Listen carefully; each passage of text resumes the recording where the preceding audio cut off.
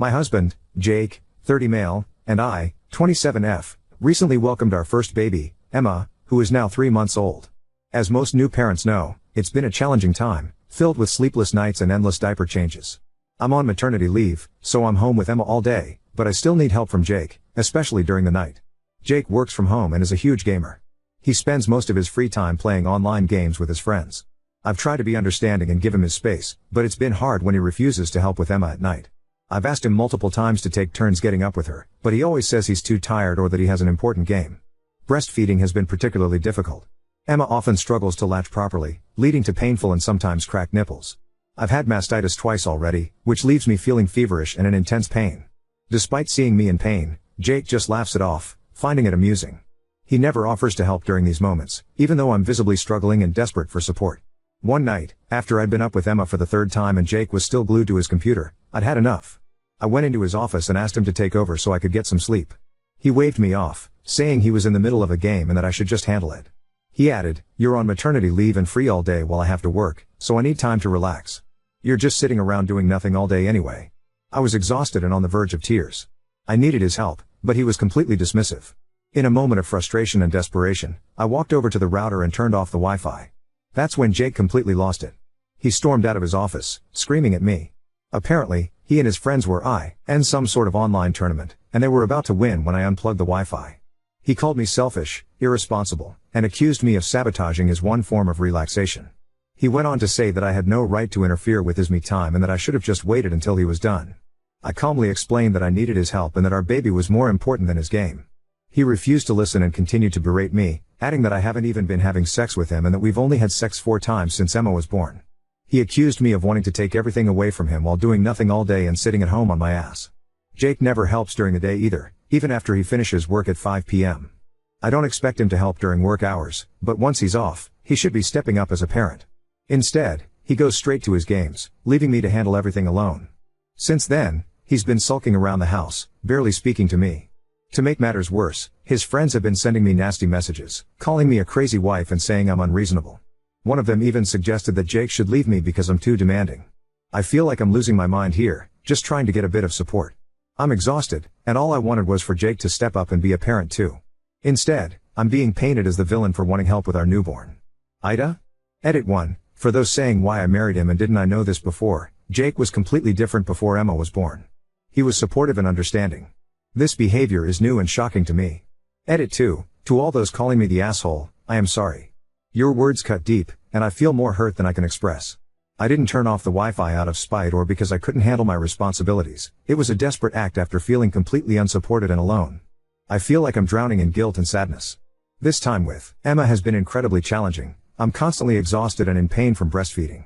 All I do is cry because I feel like such a failure. I just can't anymore. Jake works hard, and I appreciate him, but his indifference to my struggles makes me feel so isolated. I spend my days and nights in tears, wondering if I'm failing as a mother and a wife. All I've wanted is for us to share the responsibilities of parenting, especially during those late-night feedings and diaper changes that leave me feeling so drained. I've been struggling with feelings of sadness and guilt, wondering if I'm failing as a mother and a wife. It's not about controlling his downtime, it's about needing his support during this incredibly tough time. I wish you could understand the depth of loneliness and frustration I've been feeling. Your words about me being selfish and immature hit hard because I've been questioning myself constantly. I never wanted to play the victim or make Jake out to be the bad guy. All I wanted was for us to work together as a team, like we promised each other when we decided to start a family.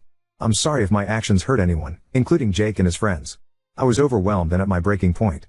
I'm trapped in a cycle of guilt, feeling like everything is my fault. I never wanted to hurt anyone, I just don't know how to cope anymore. I'm not trying to be selfish, I'm just trying to survive. Edit 3. A lot of people are saying I am making breastfeeding a huge deal and millions of moms do it too, but mastitis isn't just a minor inconvenience, it's an excruciating, throbbing pain that feels like shards of glass stabbing into my breasts with every suckle. Sometimes, the pain is so intense that I cry silently while Emma feeds and I have to bury my face in a pillow to muffle my cries because Jake has made it clear that my suffering is a nuisance to him. He says he is either working, gaming, or sleeping, so I should not disturb him. And some people are saying even if this happens to me then WTF should he do here? Do I expect him to grow a breast and feed Emma? But no, I am not expecting him to do that, I just want him to support me. He never offers to help during these moments, even though I'm in tears and desperately in need of support. As soon as he brought up the lack of sex it showed who he was. If you told him that you wanted sex he would stop gaming when he came home. This has to do with you not catering to his needs. You need to really think about if you want your daughter to be raised in a house where her father treats her mother badly. Remember that kids learn what is acceptable behavior in relationships by watching what their parents do. Is this the kind of relationship that you would want your daughter to have? I understand your perspective, but it's really not that simple. Yes, I'm home with Emma during the day, but caring for a newborn is incredibly demanding, both physically and emotionally. Jake works from home, which means he's here, but he rarely helps with anything beyond his work or his games. Even on weekends when he's not working, he's glued to his computer, gaming with his friends. He never changes diapers, dress her, or even comfort her when she's crying. It's not just about the physical tasks, it's about feeling supported and not shouldering everything on my own, when I'm already stretched thin emotionally and physically. I'm not trying to make it sound like I'm the only one making sacrifices. I appreciate that he works hard, but I'm also working hard to care for our baby without much help. It's exhausting, and it hurts to feel like I'm doing this alone. I just wish he would see how much I need him to be present, not just physically here, but emotionally too. It's not about throwing tantrums, it's about trying to get through each day without feeling completely overwhelmed and unsupported. Your words cut deep, and I feel more hurt than I can express. I didn't turn off the Wi-Fi, out of spite or because I couldn't handle my responsibilities. It was a desperate act after feeling completely unsupported and alone. I feel like I'm drowning in guilt and sadness. This time with Emma has been incredibly challenging. I'm constantly exhausted and in pain from breastfeeding. All I do is cry because I feel like such a failure. Jake works hard, and I appreciate him, but his indifference to my struggles makes me feel so isolated. I spend my days and nights in tears, wondering if I'm failing as a mother and a wife. All I've wanted is for us to share the responsibilities of parenting, especially during those late-night feedings and diaper changes that leave me feeling so drained. I've been struggling with feelings of sadness and guilt, wondering if I'm failing as a mother and a wife. It's not about controlling his downtime, it's about needing his support during this incredibly tough time. I wish you could understand the depth of loneliness and frustration I've been feeling. Your words about me being selfish and immature hit hard because I've been questioning myself constantly. I never wanted to play the victim or make Jake out to be the bad guy. All I wanted was for us to work together as a team, like we promised each other when we decided to start a family. I'm sorry if my actions hurt anyone, including Jake and his friends. I was overwhelmed and at my breaking point. I'm trapped in a cycle of guilt, feeling like everything is my fault. I never wanted to hurt anyone, I just don't know how to cope anymore. I'm not trying to be selfish, I'm just trying to survive. Oop, I wish everyone could be like you. It's incredibly tough when the person you thought would be there for you and your child isn't stepping up. I feel so lost and alone in this struggle. All I want is for us to prioritize our baby and work together, but it's been a constant battle. Thank you for understanding that the baby comes first. It means a lot to hear someone else recognize that. Update 1. But oh my God, your responses have been the best thing that's happened to me lately. Your words have had a profound impact on me. From the bottom of my heart, thank you so much to all the mamas, dads, and everyone who offered their wonderful advice and educated me on postpartum depression, PPD. After reading everything, I immediately booked an appointment for the next day, and it turns out I do have PPD. I'll be starting therapy soon, and my doctor has also suggested joining a support group. I'm still considering it. I never thought I'd be saying this to random strangers, but I love you all so much. You've turned my life around. Thank you so much to everyone who informed me about tongue ties. I went to see a doctor for this as well, and it turns out my baby has a minor, unnoticeable tongue tie that was causing all the latching issues. I've scheduled an appointment later this week to get it corrected. Without your advice, I would have never known, and it would have continued to be a struggle. Yesterday, I was feeling so depressed, crying all day. But today, everything feels so much better. Each one of your comments made a difference. I've read almost all of your advice. Though I couldn't reply to every comment, I spent a lot of time reading and each one touched my heart deeply. Again, thank you so much, everyone. You are incredible. To everyone who'd me with their advice and resources like books, other subreddits, and websites, I am eternally grateful. I promise I'll reply whenever I get a chance. I saved a lot of comments because the advice was so invaluable. I'm amazed that so many people took the time to give me and my baby detailed, thoughtful replies. I'll try to respond to you guys whenever I can. I hope you all understand. About the sex thing, thank you to everyone who made me aware that this isn't normal. I had been feeling guilty this whole time, thinking it's already been 6 weeks and wondering why I don't want to have sex. Jake was gaslighting me into believing that my sex drive should be normal after 6 weeks and guilting me for not wanting to have sex.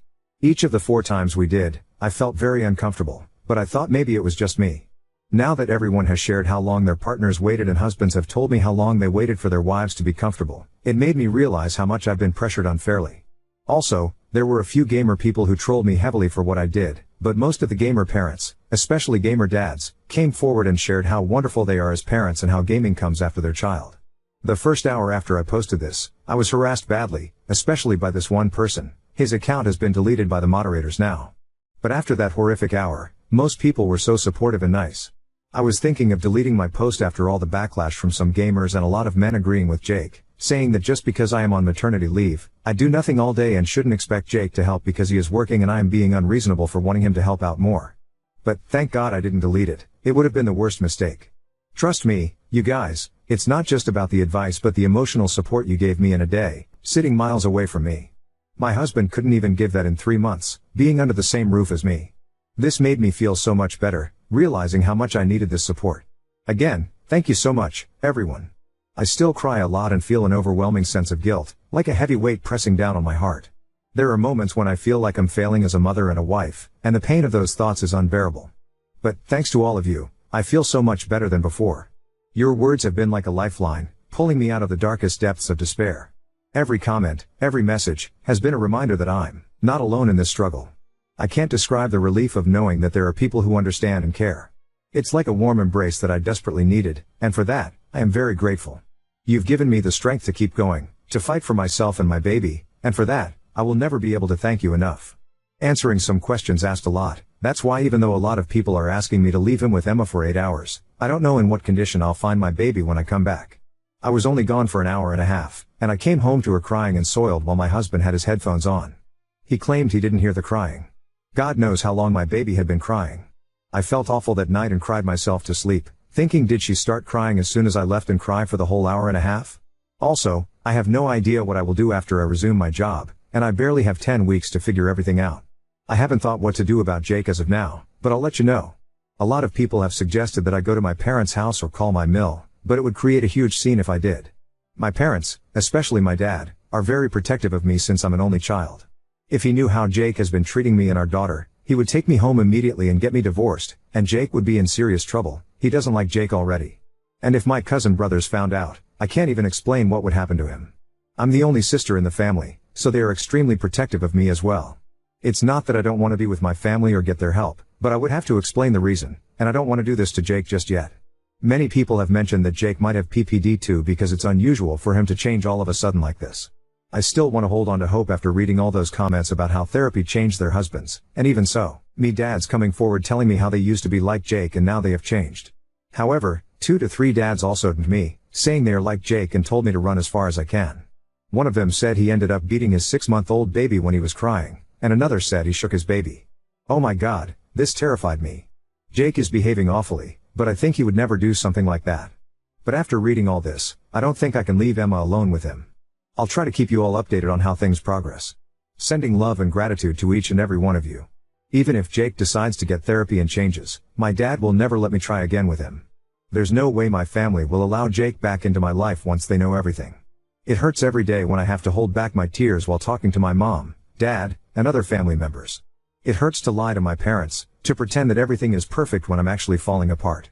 Sometimes I break down while on calls, and I have to cut the conversation short, lying that Emma woke up again just so they don't hear me crying. You don't know how much I want to tell them, how much I want their support, but I'm terrified of making a decision where there's no coming back from in such haste. I fear making a decision in haste that leaves no room for redemption or reconciliation. Update 2.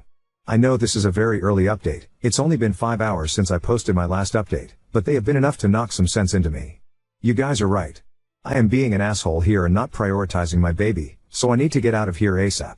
Oh my God, I read the comments, and I am overwhelmed. I've been crying hysterically again. Jake even shouted from the other room, asking if I could keep it down. You're right, he won't change, he is so insensitive. Realizing how foolish I've been has hit me hard. You all made me see how stupid I am for not leaving Jake and going to my parents, and how I am putting both Emma's and my lives in danger. The thing that moved me the most was when you told me to imagine if it was Emma being treated like this. Would I want her to keep quiet or tell me what's happening with her? That hit me so hard. I can't bear the thought of her going through what I'm going through. I've decided to talk to my family tomorrow or day after tomorrow. I need some time to think about what and how much to say to them so the worst doesn't happen, and my family doesn't end up in jail. They love me a lot and have been protective of me since I was a kid. I also need to find and upload all the recordings from the CCTV cameras to my laptop, which will help me with custody if we end up getting divorced. I need time to figure out the recordings and CCTV stuff, so I'll probably call someone for help. I'm thinking of doing this discreetly when Jake is sleeping because I am scared he might completely lose it. I know he probably won't even notice since he mostly sleeps between gaming and doesn't come out of the room. But then again, I have been an idiot about so much stuff already, so let me know if I should do it another way. Please, if there are steps other than the recordings and important documents I should take before telling my family and leaving, let me know, because I know once I leave I won't be coming back. I know I don't reply often, but I read your comments, and I promise I'll try to reply when things are better here. But please, I only have a little time and don't want to mess this up. You guys have scared the hell out of me with the possibilities of what could happen. You all are saying Jake will kill the baby and I'll end up doing a funeral for my baby. Please don't say stuff like that. That's just a very cruel and mean thing to say. I have already been so depressed and crying, and now it feels like I am drowning again. Please, please, please stop saying that I'll end up with a dead baby. It's very, very insensitive, even if you re-saying this just so I would ask for help and leave Jake. Secondly, I know you must be thinking, why does this woman cry a lot? She is always crying, and she is pathetic, but I don't know what's happening to me. All I do is cry, and I wasn't like this before. I cried very little before giving birth, to be honest. I am just very overwhelmed. And to those who are saying bad things about my dad, calling him a psycho control freak with anger issues, trust me, he is nothing like that. He is actually a very calm person, but he is very close to me and extremely protective. Since I was little, he gets protective even when someone raises their voice at me. He is not a bad person, he just cares deeply about me. Thank you all for your support and advice. You've opened my eyes, and I'm determined to make things better for Emma and me. P.S. Emma just woke up and now she is just staring at me with her big blue eyes, and she isn't even crying. Maybe she is trying to say something, I don't know. Even this is making me break down in tears. I am back from where I began, I'm going crazy. I can't believe looking at her tiny hands, her little fingers gripping mine, that I was being such a blindfolded, idiotic bitch who was going to jeopardize my baby's life. The guilt and shame are overwhelming, and I feel like the worst mother in the world. Now on to second story. Boyfriend ignores my concerns about his little brother's unsettling behavior, leaving me uneasy and alone with an 11-year-old. I, 23F, have been with my boyfriend, 26 male, for almost 3 years, and we live together.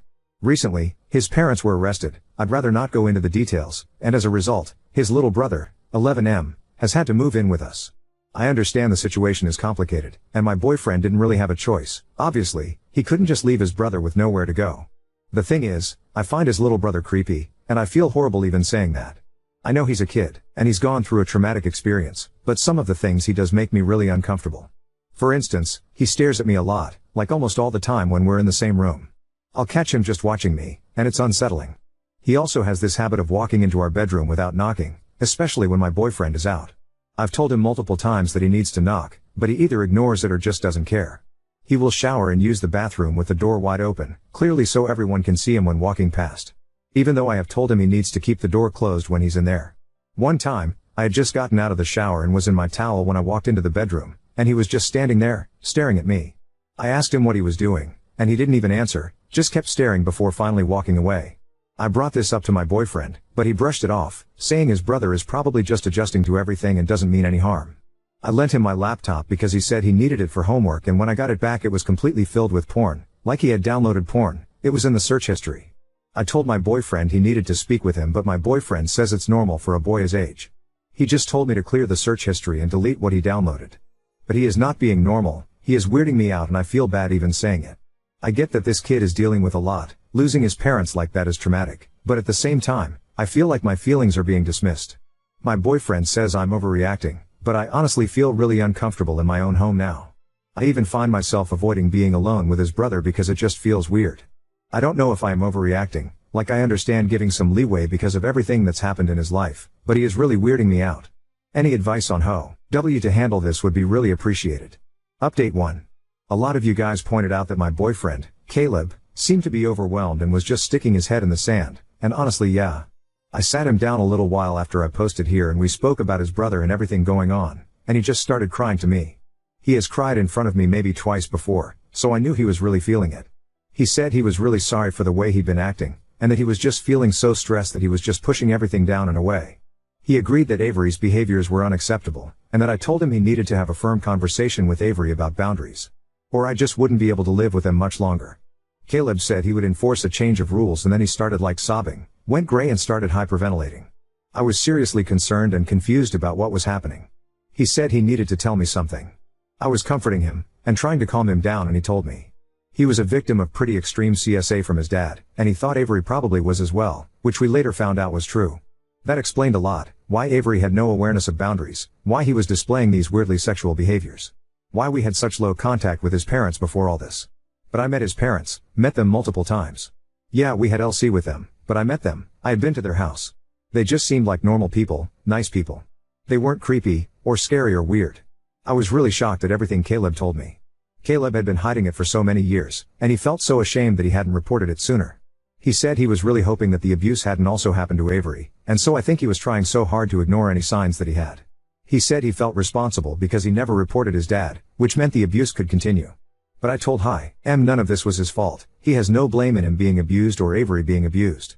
We sought advice on what to do. We reported what Caleb had said to the police and to social services. Both Avery and Caleb were interviewed, but we haven't heard much back from the police about anything that might happen next. They said it could be a long process if they managed to bring any charges at all. Social services started giving us some more support. Avery has been behaving a lot better since. He's been listening to boundaries more. He's actually changed a lot in the short time since I posted here last. He's come out a bit more as a pretty charming and charismatic boy. Even though if I'm totally honest he's still a little weird, but maybe that's to be expected after having the life he had. I got him into Scouts and he's made a pack of really close friends, who have even come over a few times. He's been getting on well with school, although they said he's only on KS1 level work, but I'm sure he'll catch up in time. And even if not, it's not the end of the world.